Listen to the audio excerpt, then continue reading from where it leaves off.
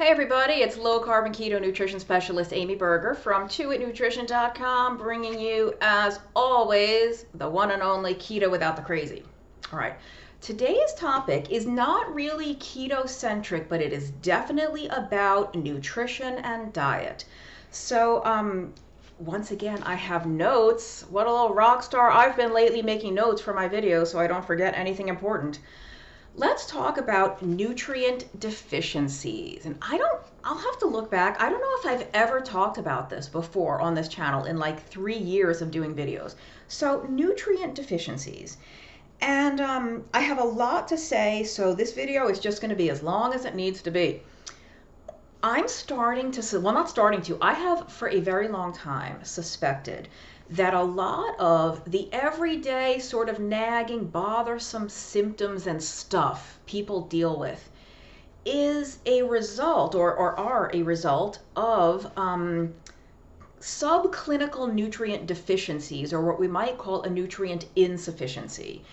And by that, I mean, I'm not, when I say a subclinical deficiency, I mean not something that is so extreme and so severe that it would show up on a blood test, or not something that you could look at the person and like a doctor could diagnose you by the eyeballs. So remember, like back to your high school health class or, junior high biology class, I'm not talking about full-blown scurvy, which is like these are end stage deficiency diseases, the most severe state when the deficiency has gone on for so long that like your body is basically shutting down. So we're not talking about scurvy. We're not talking about beriberi, which I think that's B1 or thiamine deficiency. Or is it riboflavin? Whatever. We're not talking about pellagra, which is a niacin or B3 deficiency. We're not talking about these like really severe end stage deficiency diseases. I'm talking about subclinical, where like you look at the blood, the normal blood tests are all within range, nothing looks out of whack, but you just feel kind of like there's stuff, there's a lot of stuff, a lot of unexplained stuff going on. We've all got a family member, maybe it's even you, like there's someone in our life that's just got a lot of stuff going on, or like, oh, the crazy Uncle Danny or whatever, someone who just doesn't seem to be functioning optimally, whether it's physically or mentally or emotionally. It's something a little off there. And I'm concerned that there's millions upon millions of people being medicated with drugs to treat symptoms that are very clear results of insufficiencies or subclinical deficiencies that would resolve either with targeted supplementation of that nutrient or nutrients, if there's more than one, or that person changing their diet to incorporate more of the foods that are rich in that nutrient. So, and no medication is without side effects. So, and then you have to take a medication to treat the side effects of the first medication. So what if, not only are individual people spending a ton of money and taking medicines that are causing other problems, but the whole healthcare system as a whole is going to be strained. And so let me talk a little bit about what I have in mind. So I'm not talking about the scurvy and the pellagra and the rickets, the vitamin D deficiency. We're not talking about that. We're talking about things like I'm going to read you from one of my old nutrition textbooks. This is Bergerstein's Handbook of Nutrition, not Burgers, Bergerstein's. And I will just choose a couple of, they have like little sections on each vitamin and mineral. I'm going to just read you some of the signs and symptoms of deficiency in various nutrients. I won't tell you which nutrient is which, but I'll read some of these and you tell me if anyone in your life has some of this stuff. Let's see how. Dry, rough, itchy skin, dry, brittle hair and nails, fatigue, anemia, increased vulnerability to infections, increased risk of kidney stones, hair loss, dry skin and lips. What else is here? Oh no, sorry, that's not. Never mind those last two.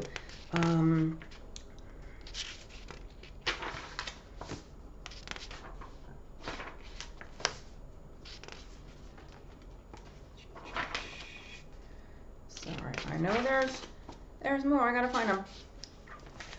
poor balance, mental confusion, defects in learning and memory, frequent headache, insomnia, personality changes, depression, irritability, muscle tenderness, especially in the calf, irregular heartbeat, shortness of breath, anemia, fatigue, poor wound healing, loss of appetite, constipation. None of these are common, right? None of us know anybody with a whole host of those things, right? Lethargy, depression, personality changes, anemia, light sensitivity, cataracts, fissures and cracks at the corners of the mouth, sore throat, reddened, scaly, painful, itchy patches on the skin.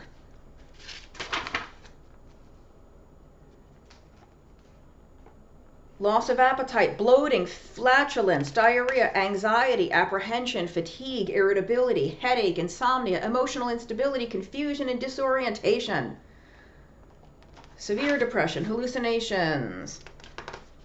Anemia, depression, irritability, anxiety, confusion, burning, tingling in the hands and feet, difficulty walking.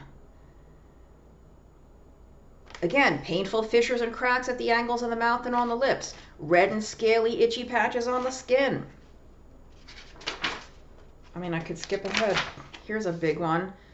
Irritability, hostility, forgetfulness, confusion, poor memory, psychosis, numbness and tingling in the hands and feet, unsteady movement.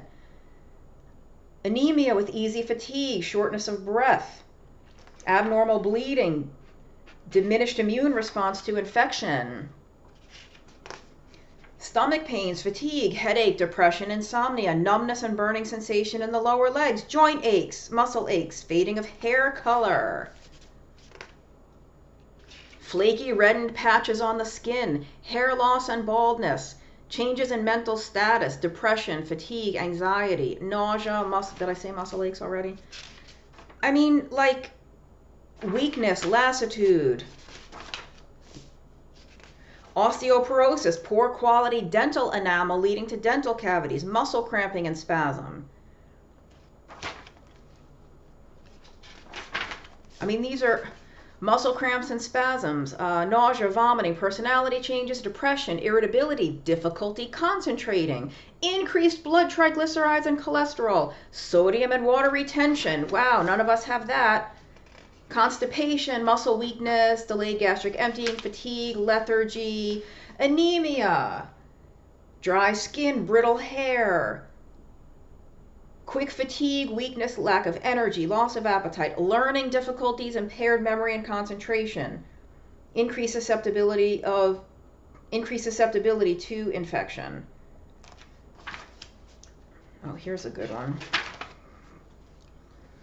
Dermatitis, inflammatory acne, reduced wound healing, hair thinning and loss, white spots on the nails, reduced sense of smell and taste, night blindness.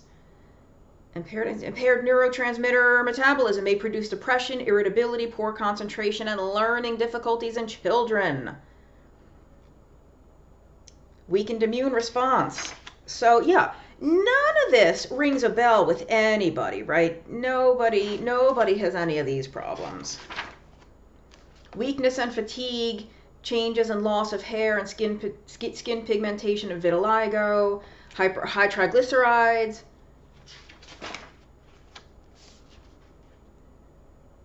increased sensitivity to sulfites. If you have a sulfite sensitivity, there's a mineral that you need for the enzyme that degrades sulfites.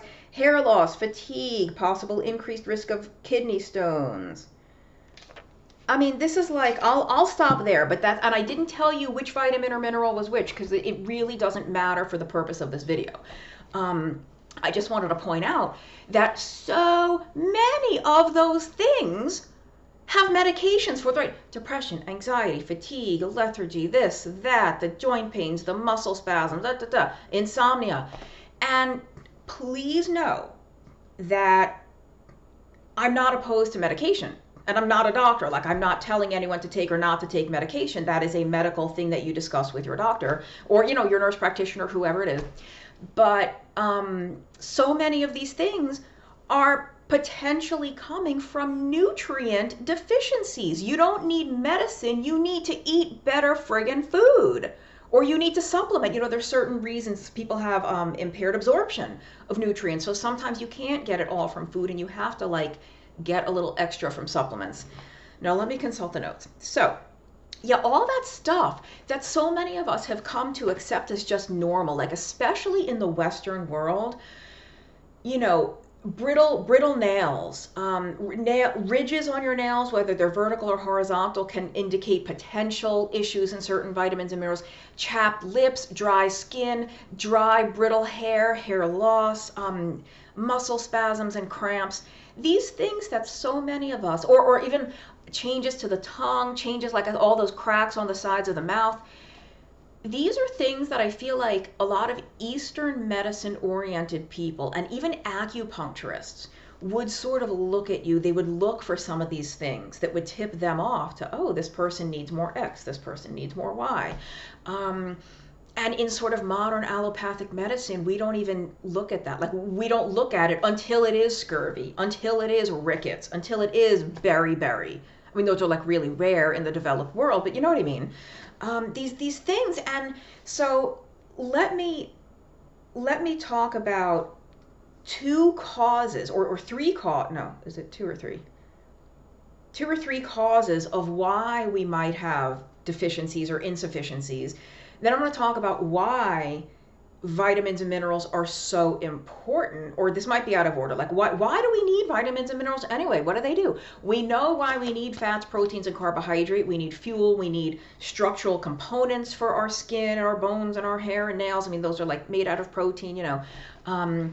But what do vitamins and minerals do anyway? Like, so I'll talk about that. And then I will talk about supplementing, and I will also talk about why it can be so hard to identify or diagnose, if you're a doctor or even a nutritionist, like to identify as a nutritionist these potential shortcomings or insufficiencies. So a couple of potential causes of being low in a certain nutrient. The first, obviously, is that so many people are just flat out eating garbage. They're eating garbage that doesn't have these nutrients in it to begin with. And some of the garbage that they're eating actually increases the requirement for other nutrients. And I'll give you one example that I just know right off the top of my head. The process of glycolysis, which is how your body, it's the first step in the metabolism or the breakdown of glucose to form energy, ATP. Remember that from high school science class? So the process of glycolysis needs a lot of magnesium. It eats up a lot of magnesium. So if you're eating a ton of sugar, and especially a ton of sugary foods that really don't provide any magnesium, like gummy bears or whatever, not providing any magnesium, but you have to metabolize that glucose, your body has to pull magnesium from somewhere else because it's not getting any with the food. It's got to get it from somewhere else. Where might it get it from? Well, I just read this paper the other day on magnesium deficiency. Biochemically, well, it doesn't really matter, because I want to get to this later. But I'll just, biochemically, body magnesium is distributed in two major compartments, namely the bone. 60% of your body's magnesium is in your bones. They're not just sticks of calcium chalk. And intracellular, 40%, meaning 40% of your body's magnesium is inside cells. It's not in your blood. There's 1% of your body's magnesium in your blood. So when your body needs a lot of magnesium, where's it going to take it from? Oh, I don't know, maybe from your bones? Maybe osteoporosis is not solely like a calcium deficiency, which I think it actually almost never is, but don't quote me on that. You know, so that's just one example. Here's actually some other, no, never mind. No, that's the example of somebody consuming a food that increases their need for certain vitamins and minerals. And I could probably say the same thing about chromium. Supposedly chromium is required for the proper metabolism of glucose and insulin sensitivity. So, and so what's the cause of those deficiencies? We're eating crap. We're eating garbage. And I'm not talking about those of us on a ketogenic, low-carb, nutrient-rich diet, although some of these deficiencies and insufficiencies are most definitely possible on keto. Like, I'm not saying if you eat a keto diet, you're good to go. No, I'm just saying, because when I say we eat crap, I'm referring to someone that's just on the blood sugar roller coaster all day because they're eating the garbage.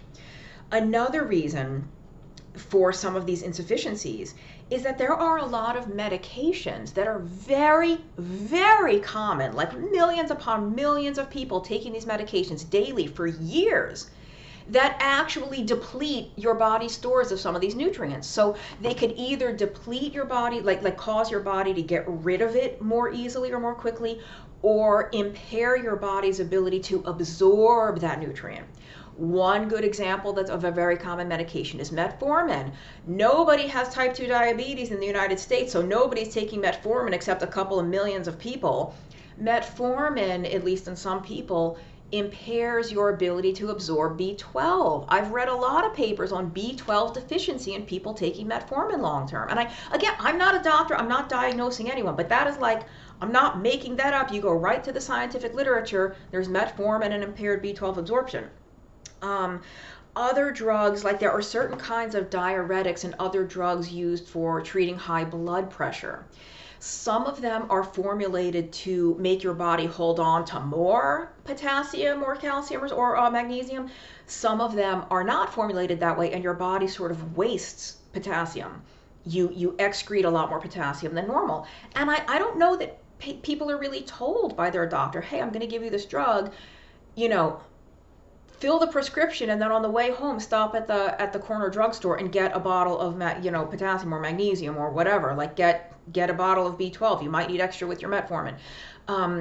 So these are, just as that example, these diuretics that do mess with the electrolytes. Some of them are known as potassium-sparing diuretics because they don't cause you to waste the potassium. They spare your body's potassium stores. There are others that are known as potassium-wasting diuretics. So, medications that are, and don't get me started on proton pump inhibitors or the antacid medications that are just rampant. Of course, these drugs interfere with nutrient absorption. That's literally what they're designed to do. Now, they're designed to either reduce your body's production of stomach acid or to neutralize the acid that has already been produced and secreted. Either way, the end result is that you have less stomach acid. Oh, what does stomach acid do?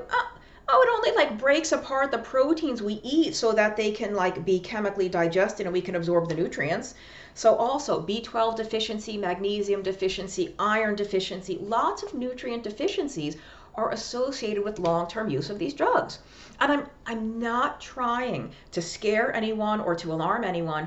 This is information that is available anywhere. It's not controversial, or it shouldn't be. And I'm not suggesting that every single person everywhere who's taking these drugs ever at any dose is going to be deficient. I'm just letting you know that these are possibilities. So if you have a lot of weird, unexplained signs and symptoms, even on keto, you think you're following your program really well, you're eating, maybe you're even losing weight, all that's going well, but your skin is really dry, or your nails are getting these weird things on them, or your lips are chapped all the time, or how many women are slathering themselves in moisturizer all the time and lotion? Maybe they're just fatty acid deficient. We need certain particular fatty acids for lustrous skin, for shiny hair. I mean, this is we're just masking the problem. Oh, my skin is so dry. Let me slather on lotion 8 times a day. And my lips are always chapped. Let me have 4 things of chapstick in my purse. Instead of stopping to ask, well, why is my skin always so dry? Why are my lips always chapped? Not just in the winter when you might expect all year long. Maybe it's a nutrient deficiency, nails, very often, it depends on the type of nail issue you're dealing with, but zinc and iron are really critical for nail function. And I'm not recommending any supplements for anyone. I'm just, again, bringing this to your attention because nobody's talking about this to you. I can't believe I haven't done a video on this before, frankly. So yeah, that was the drug. You could even search if you are taking a pharmaceutical medication. You can search for this yourself. Sometimes Dr. Google is useful. Just search for drug nutrient interactions or drug nutrient depletions. And you'll be able to see if a drug you're taking comes up, it will tell you the nutrients that you might be at risk for being low in. And I emphasize might be at risk. It's not like, oh my goodness, I take that antacid, I must be B12 deficient. No, no, it's not an automatic thing, but consider the possibility, especially if you have a lot of weird, unexplained, unresolved signs and symptoms, like things that haven't gone away even though your blood sugar's better, or even though your whatever, your migraines are gone, Okay, so those are the potential causes. Yeah, and let me get back to the whole like rickets, scurvy, beriberi, pellagra, these severe end stage deficiency diseases that you read about in your high school health class textbook. When I talk about these subclinical deficiencies or insufficiencies, it's like it's not so severe that you're incapacitated and like completely debilitated, but you're not getting enough to feel your best. You're not getting as much as you need to function optimally, either physically or mentally and emotionally or cognitively, neurologically. So it's not like, these are hard to tease out because some of the signs and symptoms are non-specific. Oh, fatigue, that could be a million different things. Lethargy, depression, constipation, that could be a million things. But when you have a lot of them, you can start narrowing things down. And also when you can rule out, maybe you're not on any medication, or maybe you are on a medication that's known to deplete X nutrient. You can start to refine the more of the picture you fill in, but it's not going to be immediately obvious what the problem is. So I talked about why are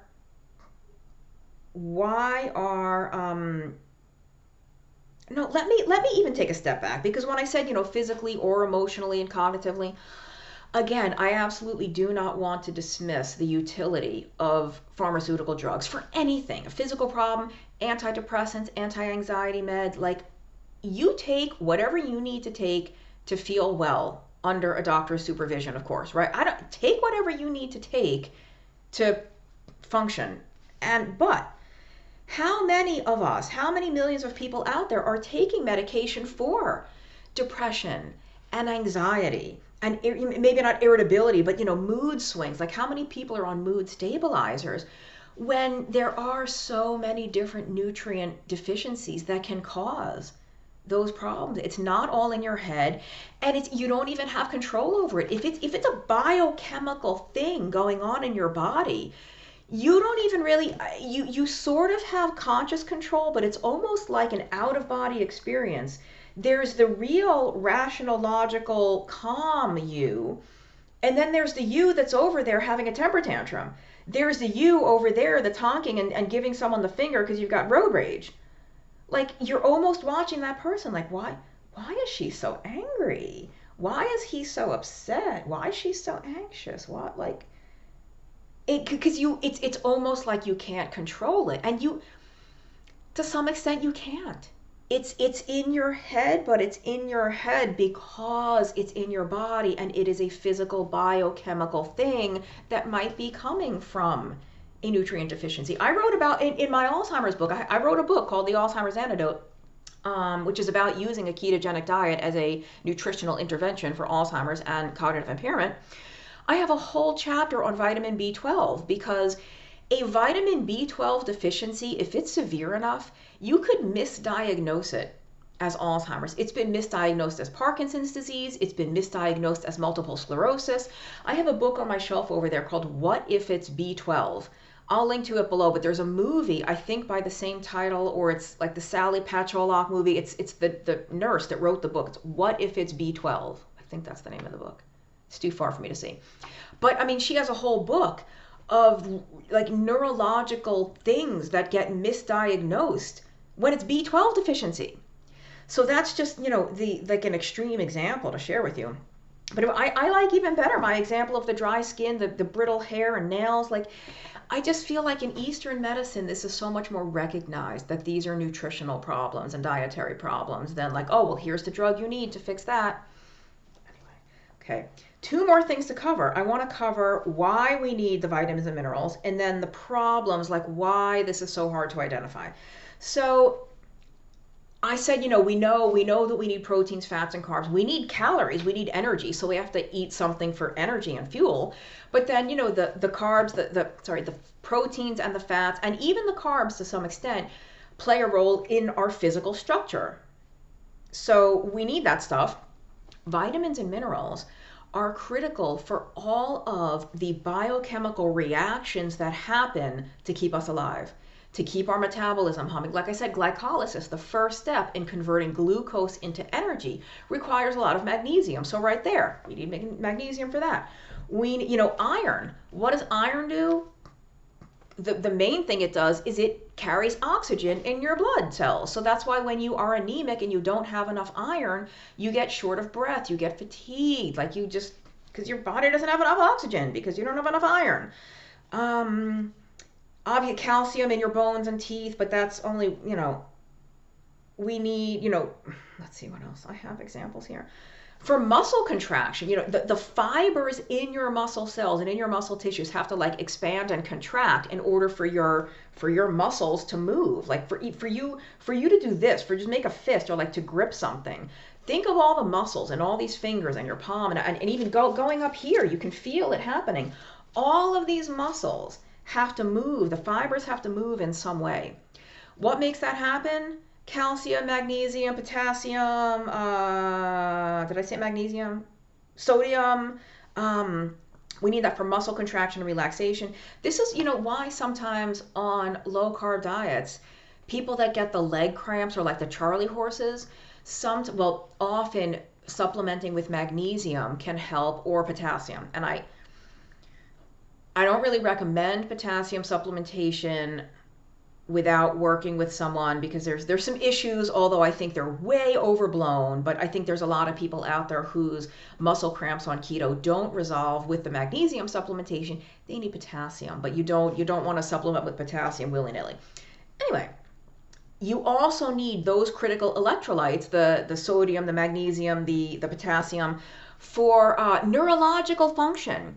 All of your nerve cells, all of your neurons have to fire like a nerve impulse transmission. One neuron sends one out, the next one receives it, and it's like a whole chain reaction of one neuron to the next a couple billion times.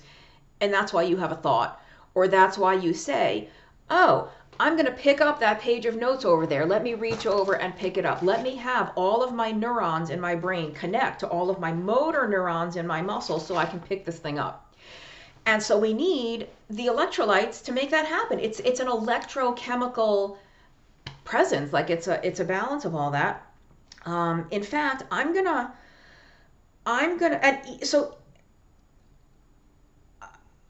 link to a video that I did on keto and mental health, because it explains why those minerals are so important for mental health, and even part of why keto is so effective for epilepsy. In many people with epilepsy, and also certain mood disorders, and migraine too. Migraine falls into this category as well. Not that migraine's a mood disorder, but just as its own category. There is an electrochemical gradient on your cell membrane, so to speak. There's these electrolyte minerals lined up just inside the cell and just outside the cell, and the cell membrane is the thing in between them. And all of these electrolyte minerals, the sodium, the magnesium, the potassium, and sometimes even the calcium, have to be at the proper ratio in order for the neurons to fire when they're supposed to fire, and in order for them to not fire when they're not supposed to fire. So what is a seizure? Probably these neurons firing when they're not supposed to fire. And so that's hypothesized to be one of the reasons why keto is so good for epilepsy, because it for various reasons that I won't get into now, it helps to normalize that electrochemical potential, that gradient. Same thing in migraine. Some people think migraine is kind of like a little seizure that just, the symptoms are really different, but that also can come from a mineral imbalance. Now, two examples that I really like. The geeks among you, most of you watching will have no clue what I'm going to say in the next few seconds. Some of you might, or if you took a college biochem course or something. If you've ever heard of FAD and NAD, flavin adenine dinucleotide, and I think it's nicotinamide adenine dinucleotide, something like that. Don't quote me on the full names, it's been a while. But the first one is FAD, flavin, and then NAD, nicotinamide. Flavin comes from riboflavin, vitamin B2. The nicotinamide comes from niacin, vitamin B3. And this FAD and NAD are coenzymes in the production of energy inside your mitochondria in order to convert glucose or fatty acids or ketones or any darn fuel substrate you could possibly ingest, in order to convert any of that into the ATP energy that keeps us alive all the time. We need FAD and NAD. So we need riboflavin, we need niacin. So think what happens when you're low on these things. Why do you think when I was reading from the nutrition handbook, like so many of those, I was talking about individual vitamins and minerals and the signs of deficiency. How many times did I say fatigue? Like 8 times? How many times did I say lethargy? Did I say depression? Like your whole body's just slow because you literally are not producing the energy you're supposed to produce, because maybe you are low on riboflavin or niacin or magnesium or iron or something. And again, I'm not diagnosing anyone here. I'm not a doctor anyway, so I don't diagnose. We don't need to bring our lawyers into this matter. But just it's information. Like these vitamins and minerals exist for a reason. And when we don't get enough of them, we have problems. And we get too much of them and we have problems too. But in my whole career so far, I don't think I've ever identified a toxicity. I think I've identified some insufficiencies. I don't know if I've ever had anyone that was sort of, not that I can recall. So, let's see, I'm just looking at my notes here if I'm looking down. Oh, I want to talk about why it's hard to diagnose. So because I'm talking about these subclinical deficiencies or these insufficiencies, right? We're not talking about the severe end stage stuff, like I keep saying. So you're not going to see this on a blood test for the most part. The blood level of anything, like if you look at it's called a CBC, a complete blood count. You'll see that they test some of the minerals. They test sodium, potassium. I think they test magnesium, calcium. I don't have one in front of me right now, but they test some of these. And your body keeps these things within a very tight range in the blood. We're talking about a blood test. But remember, what I said I would talk about the magnesium thing later. 1% of all your body's magnesium stores is in your blood.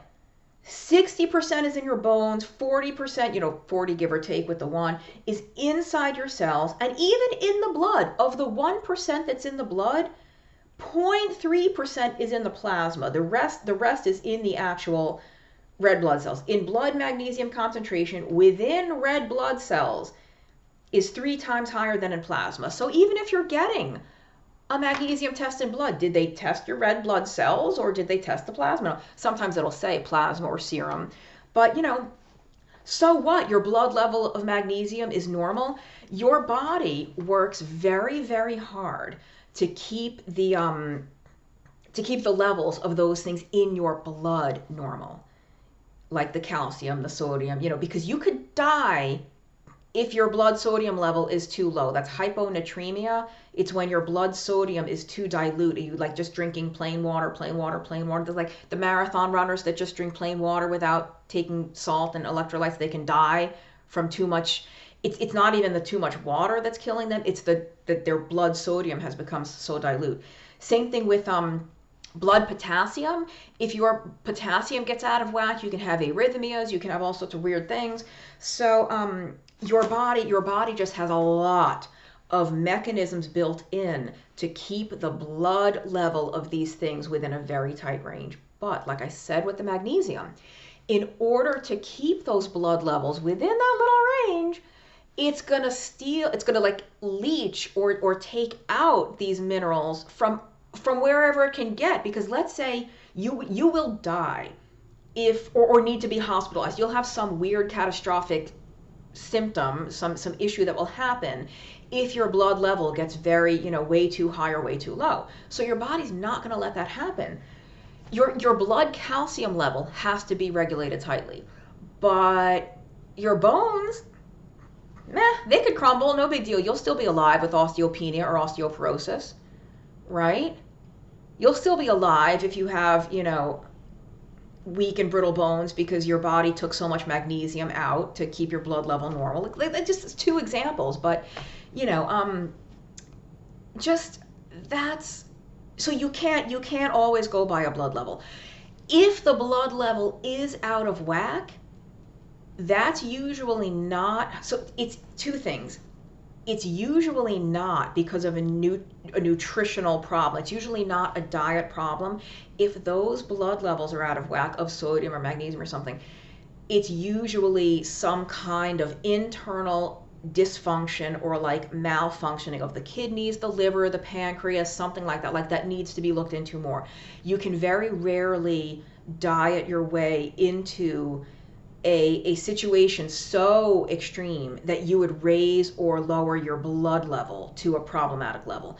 But again, remember, we're not talking about such a severe deficiency that you would see it in the blood. You wouldn't. Because remember, think about, well, iron is maybe a funny exception, right? Because iron is in the blood. Think about that magnesium. Think about the calcium, where most of it's not in your blood, or like even a lot of the B vitamins. Most of the vitamins, where are they stored? In your cells, in your tissues. They're not randomly floating in your bloodstream. We've got stores of these in various organs. So it's hard to diagnose unless it's really, really extreme. And like that, then if it's extreme, like I said, it's usually a physical problem with an organ, like the kidneys are the prime regulators of your electrolytes. Like they hold on to just the right amount of sodium, potassium, magnesium, all that, calcium, and they get rid of extra. So if your kidneys aren't really working so well, you might have abnormalities. But that didn't come from your diet. It came because your kidneys are not functioning properly. The same thing happens with the liver sometimes. So your body, basically, like, I'm glad I'm looking at my notes, the blood levels will stay normal because your body will deplete the tissue stores to keep the blood normal. And so just because, how many people have osteoporosis? How many millions of people have osteoporosis? They don't have low blood calcium. Like if they get a blood test, the calcium's not low because low blood calcium isn't what causes osteoporosis. You know what I mean? And so I think in order to identify some of this stuff, there are some tests. There are some tissue sample tests. There's hair mineral analysis. I don't know how reliable some of that stuff is, but frankly, I haven't been trained in it much, if at all. So I'm not poo-pooing it, but I'm not giving it a green light either because I just don't know. I have friends and colleagues that swear by this stuff. And then I have friends and colleagues that are like, that's snake oil, that's a load of hooey, that's crap. So it goes both ways. I think what you can do is take a very, very close look at your habitual diet. And by habitual, I mean like on a regular sort of long-term basis. What do you eat? What might be missing? And think about what you're dealing with. Is your hair really weak and brittle and breaks easily? Are your nails really weak? Is your skin really dry no matter what time of year it is? Do you have constipation or diarrhea and you don't really know why and you can't seem, whatever. What else did I'm trying to think of that big list of symptoms that I was reading. Again, the fatigue, brain fog, mood stuff, like take a look at what you're eating. Of course, take a look at any medications you're on, look into that drug nutrient interaction. And then I don't even really want to talk about supplementation. Let's not even go there. That's something for a private consultation, which I do. There's a link below if you ever want a private consultation. That's the place to talk about. I don't give blanket recommendations for supplements. And let's see. I did want to talk about, I don't know if there was another topic, or I just wanted to say, if you are interested in any of this stuff, I don't know that this gets into deficiency states or not. It's been years since I read it, but I will share with you one of my all-time favorite books on the potential for targeted nutritional supplementation, targeted nutrient therapy, for lack of a better phrase, how powerful this can be in health states that you wouldn't think diet could affect. Maybe you can get it from food, but some of these supplements or nutrients, when used at certain doses, can have almost like a medicine-like effect. And who here remembers good old Dr. Robert Atkins? I might link. I did a series of videos on how great he was and how great the Atkins diet. The Atkins diet is how I got started in low carb. Anyway, who knows of Dr. Atkins, the late great? He wasn't only a diet doctor. He wasn't a weight loss doctor. First of all, he was a cardiologist. So I don't know why everyone was so freaked out that he was telling people to eat bacon and bunless burger patties, and it was okay to have butter and cheese, because why would, he's a cardiologist, if he thought that was going to clog people's arteries and give them heart attacks, why would he have told them to do it? Anyway, that is neither here nor there. I'm talking about Dr. Atkins because of Dr. Atkins's Vita Nutrient Solution. This is, I think, a very good book if you want to learn a lot more about each of the big key vitamin A, vitamin D, vitamin C, thiamine, and all the minerals, including the trace ones, molybdenum. When I was talking about the sulfite sensitivity, there's an enzyme called sulfite oxidase that breaks down sulfites. So and it requires molybdenum. If you are, for whatever reason, molybdenum deficient, you might have a sulfite sensitivity. And that's not the only thing that could cause it, but maybe something to look into if you're really sensitive to sulfites. So, but he also talks about a lot of various amino acids, taurine, carnitine, methionine, some other lesser known minerals that might be helpful in certain issues, boron. He was so far ahead of his time. He talks about medium chain triglycerides. He talks about like the omega-3s. And this book, let me see when this book came out. 1998 was the first version. So we're talking, it's over 20 years old. I am just shocked at how far ahead of his time he was. And he gets into certain botanical compounds too, like or even, like I said, amino acids. There's tryptophan in here, kava, like some valerian, some of these herbal things that may or may not be helpful, licorice, really just, and very readable. Like Dr. Atkins always wrote in a way that was layperson friendly. He didn't write for other sciences. He wrote for public. He wrote for real people to help themselves. So Dr. Atkins' Vita Nutrient Solution, I'll put a link to it below. I think that's all I have to say for now, but good for me for making notes. Yeah, don't worry. I don't mean to alarm or scare anyone. It's entirely possible that you're perfectly healthy and you don't need any kind of nutritional help. But again, if you have just a lot of weird, unexplained stuff, little nagging stuff that you've just come to think of as normal, consider whether you might be deficient or sort of clinically, subclinically insufficient in any number of these things. And that is it. Subscribe to the channel if you haven't already. My blog, even though I haven't written a blog post in ages, is 2itnutrition.com. There's a link way at the bottom of the notes. And I think that's it. Like I said, watch the videos. I'll post a link to the one I did, like celebrating Dr. Atkins and the Atkins diet. And I did the one on, why keto is so good for mental health. And that talks more about that electrolyte stuff. And all right, that's it. Thank you. See you next time.